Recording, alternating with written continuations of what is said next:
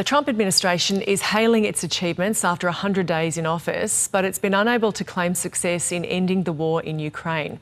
More than 3 years after launching its full-scale invasion, Russia continues to strike positions across Ukraine, including drone attacks in the capital Kyiv and the second-largest city, Kharkiv.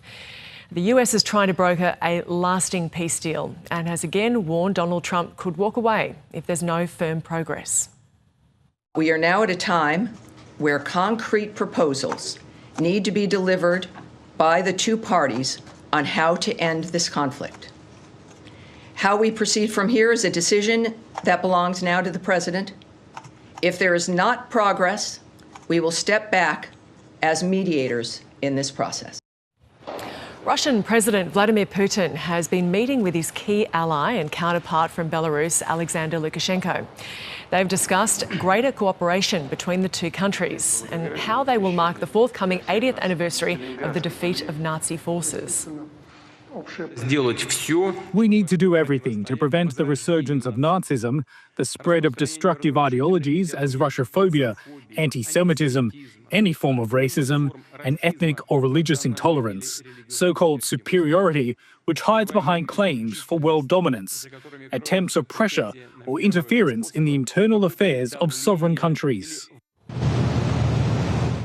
Russian tanks rolled into Moscow as part of a nighttime rehearsal for a lavish ceremony celebrating next week's World War II Victory Day.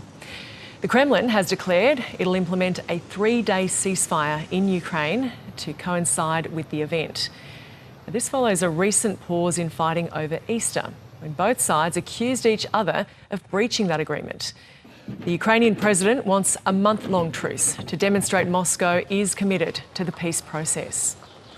We all want this war to end in a fair way with no rewards for Putin, especially no land. And we all need to keep the pressure on Russia. Everyone can do their part to help us reach a full and unconditional ceasefire as soon as possible. For Putin, this ceasefire means a chance to hold Victory Day celebrations without any attacks by Ukraine, and to use a situation to strengthen its units at the front line. I can clearly say that I do not believe in it, because when he announced the Easter ceasefire, it did not hold. There were strikes. I do not trust him, and I do not have an impression that reality will correspond to the words. Residents from Kyiv there are sceptical about the Russian president's latest temporary ceasefire pledge. The Kremlin continues to claim frontline victories in eastern Ukraine, and analysts believe that's the reason Vladimir Putin has no desire to resolve the long-running conflict. The main recipient of Putin's message about ceasefire is Donald Trump. There are no doubts about that. It is the next stage of the game between Moscow and Washington on how to end Russia-Ukraine war in a win-win way. Putin uses 80th anniversary of victory over Nazism. He even uses May 8 as Europeans do and extended the period till May 11.